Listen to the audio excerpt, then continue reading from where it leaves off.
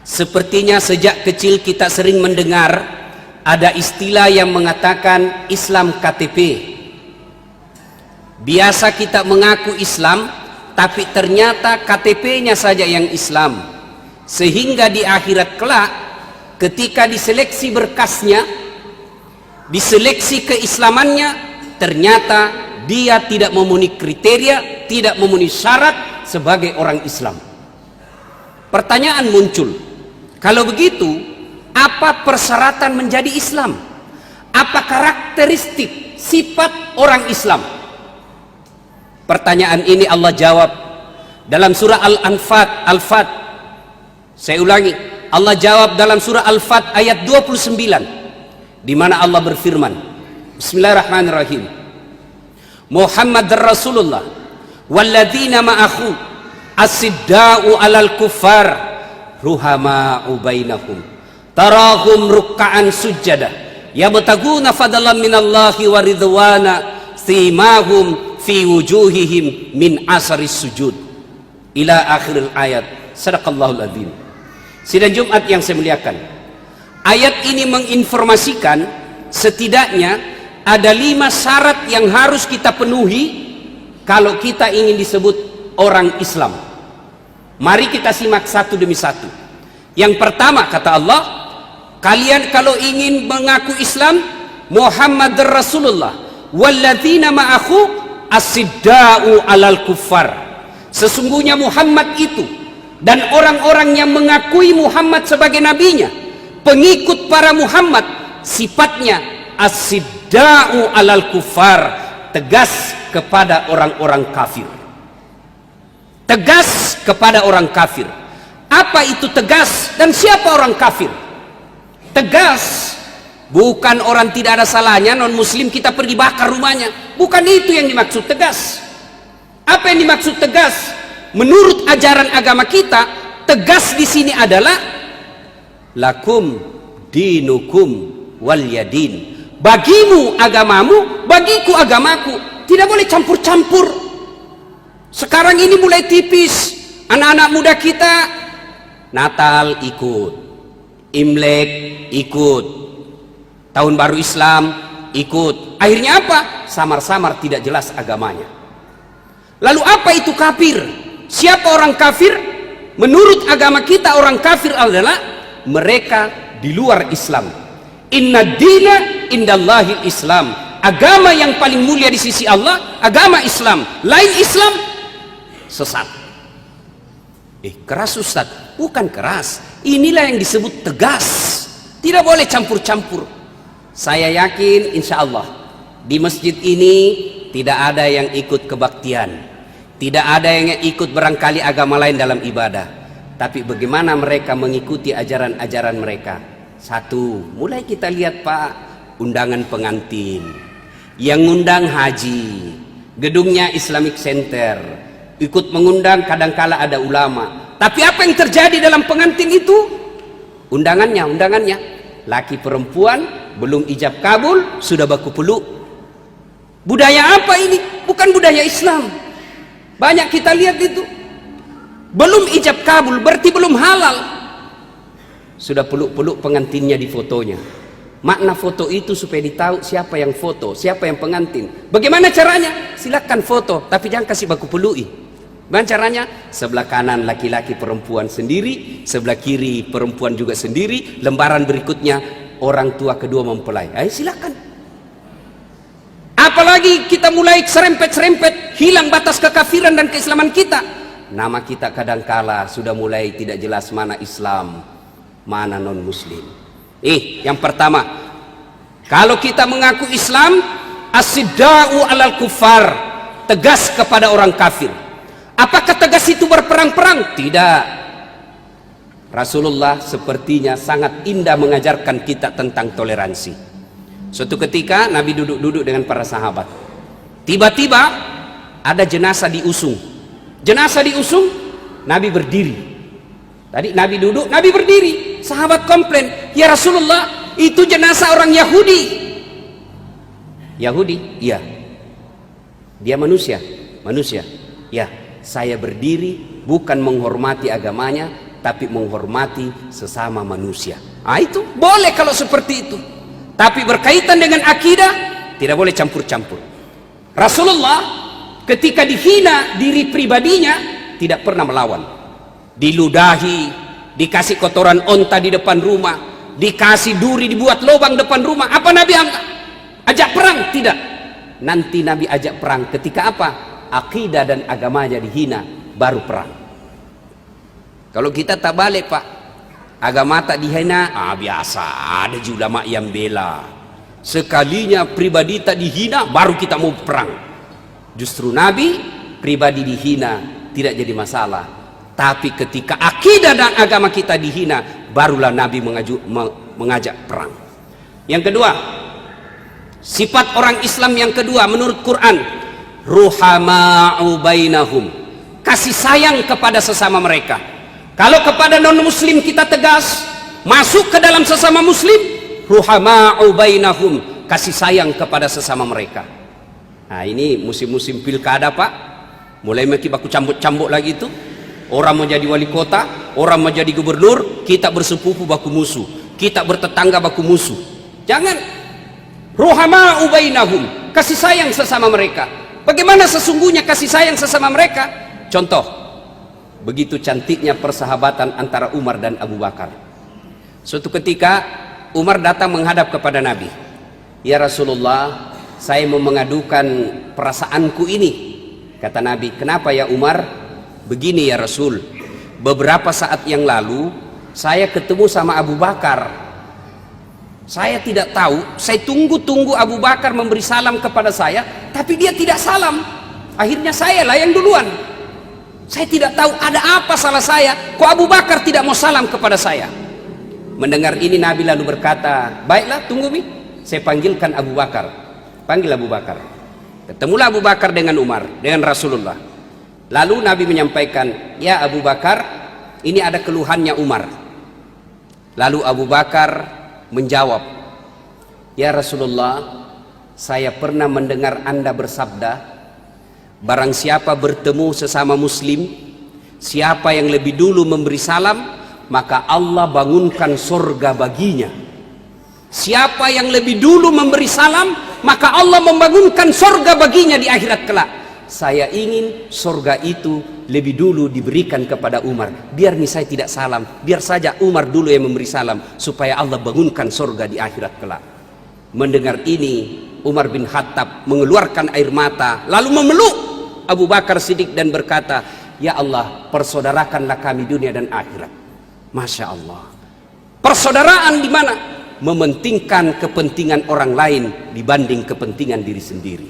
Ruhama'u bainahum. Bagaimana prakteknya ruhama'u bainahum? Ayo bantu tetangga kita yang miskin.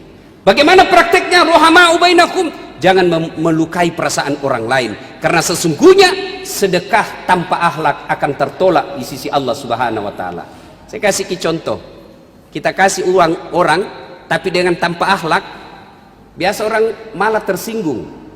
Contoh kita kasih kawan misalnya 5 juta tapi pakai kaki. Wih, dasar. Ini 5 juta tapi ditendang pakai kaki. Biasa orang bilang, bos, mana mau miskin jago kasih begitu, aku tahu bentuk. Ruhama'u bainahum, kasih sayang kepada sesama mereka.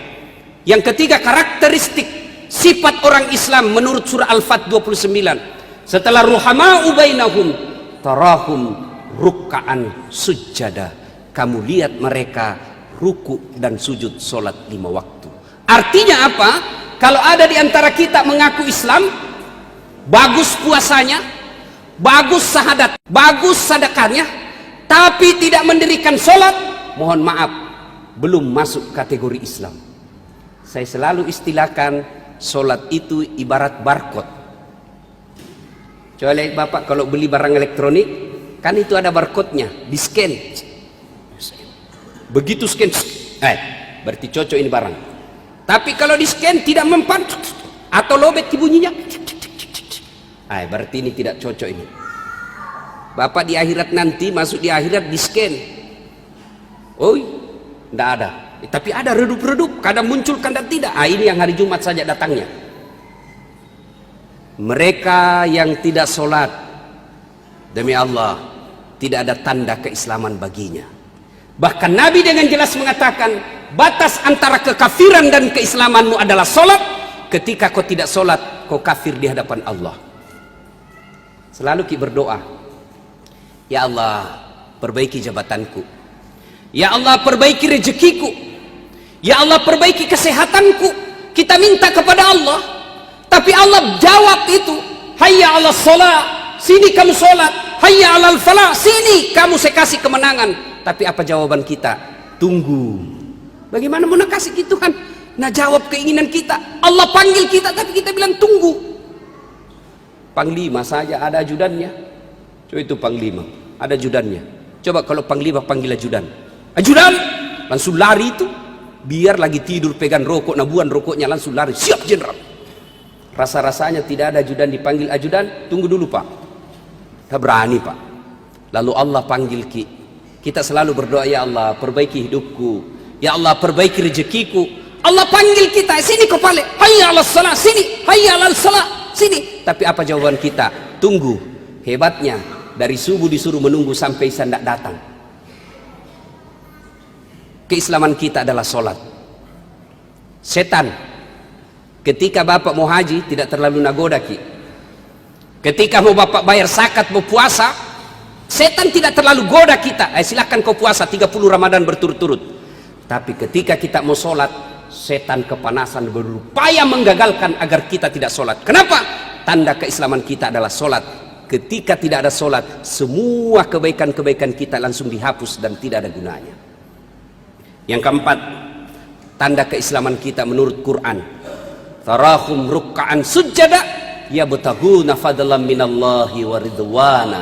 Mereka mencari nafkah, mereka mencari kekayaan, mereka bekerja dengan cara apa? Mencari ridha Allah. Nasappai pamasina pungallahu ta'ala. Nah, jadi orang yang berislam itu setelah kasih sayang kepada sesama mereka, tegas kepada orang kafir, sholatnya baik, maka ketika dia cari nafkah, ketika dia jadi kontraktor, ketika dia jadi politisi, ketika dia jadi pejabat, ketika jadi pedagang, sebelum dia lakukan itu, maka pertanyaan yang terlebih dahulu dilakukan adalah, kalau ini saya lakukan halal atau tidak? Kalau ini saya perbuat, Allah ridha atau tidak? Orang Islam tidak memakai sistem dagang 4H, halal haram hantam. Orang Islam ketika dia bekerja, ya ko ieu pigau na barakka kimoge pungallahu ta'ala. Boleh jadi kita menghalalkan segala cara, bisnis menghalalkan segala cara, jadi politisi-politisi pembohong, jadi pejabat-pejabat pencari muka. Boleh jadi apa yang kita mau Allah kasih, boleh jadi apa yang kita inginkan Allah kabulkan. Tapi apa? Allah cabut keberkahan dalam usaha kita. Apa keberkahan? Akhirnya apa? Banyak uangnya tapi tidak ada bisa namakan. Tinggi jabatannya, dihormati di kantornya, tapi anak-anaknya pabali-bali. Di kantor dimuliakan orang, dibukakan pintu kantornya, semua orang panggil puang, dicium tangannya, tapi sampai di rumahnya dilempar sama anaknya masih SMP. Sudah tidak ada berkah. Allah cabut keberkahannya. Dan yang kelima, tanda orang Islam, thimahum fi wujuhihim min asaris sujud. Di muka mereka ada bekas sujud. Apa bekas sujud? Hitam jidat? Oh, belum tentu. Soal hitam jidat gampang pak. Anak remaja masjidku nak kasih balsem, campur minyak gosok, sujud 3 menit setiap sujud, hitam 2 hari. Tapi bukan itu yang dimaksud. Yang dimaksud di sini adalah nilai-nilai sholat diaplikasikan dalam kehidupan sehari-hari. Apa nilai-nilai sholat? Contoh paling konkret, dalam tubuh kita, anggota tubuh kita yang paling mulia, kepala. Bapak bercanda sama saya, pukul pantat masih senyum, dorong perut masih senyum, pukul dagu masih senyum. Tapi jangan coba-coba dorong kepala pak. Dorong kepalanya orang, apalagi orang Bugis Makassar, siri buat dia. Jangan kasih begitu bos. Kenapa? Kepala adalah harga diri buat kita. Apa anggota tubuh paling hina? Kaki. Ada orang duduk dikasih naik kakinya, tersinggung di sampingnya. Kok kurang ajar sekali. Kenapa? Kaki dalam anggota tubuh adalah barang yang hina. Tapi begitu ketemu dengan Allah, sujud, kepala yang mulia sejajar dengan kaki yang hina. Artinya apa? Orang yang baik sholatnya tidak ada rasa sombongnya. Apalagi orang yang baik sholatnya, apa itu sholat? Sabar. Coba kalau kita berjamaah Pak, sabar ki. Imam mau panjang bacanya, mana mau capek maki. Tapi kalau belum pindah bilang Allahu Akbar, jangan ruku. Sabar. Yang mentang-mentang kita tentara tinggi pangkat yang di belakang, di depan imam pensiun, belum piruku kita, saya ruku duluan deh. Oh tidak. Artinya orang yang baik sholatnya, hidupnya sabar. Mana aplikasi kesabaran? Aneh bin ajaib, selesai sholat Jumat, tapi nilai-nilai kesabaran tidak ada. Coba mungkin lihat, mulai dari parkir kita, di jalan raya, tidak ada nilai-nilai kesabaran. Simahum fi wujuhihim min asari sujud. Di muka mereka ada bekas sujud. Inilah 5 tanda keislaman kita. Mari mi, periksa mi diri tak masing-masing. Oh, saya baru 2. Alhamdulillah nak yang 4 mi. Nak baru 1. Segeralah sebelum ajal menjemput. Allah masih memberi kesempatan kepada kita.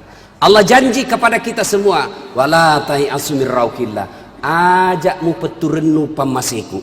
Selama ajal belum menjemput, selama itu Allah masih membuka pintu taubatnya. Dan hebatnya ini Tuhan kita, beda dengan manusia.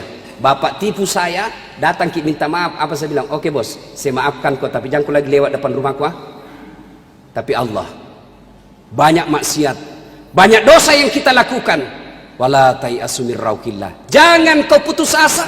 Kau datang membawa dosa penuh langit dan bumi, ampunanku jauh lebih besar daripada dosa-dosamu. Kau datang dengan berjalan, maka aku menyambutmu dengan berlari. Allah Maha Pengasih. Kita datang membawa dosa penuh langit dan bumi, lalu Allah membalasnya, innallaha yuhibbul mutatahhirin. Innallaha yuhibbul, Allah cinta kepada orang-orang yang bertobat. Masya Allah, sudah bawa dosa penuh langit dan bumi, lalu datang kita mengadu kepada Allah minta maaf. Allah merangkul kita dan mengatakan, innallaha yuhibbut tawwabina, saya cinta kepada hamba-hambaku yang bertobat. Semoga ada manfaat. Demikian, lebih dan kurangnya mohon dimaafkan.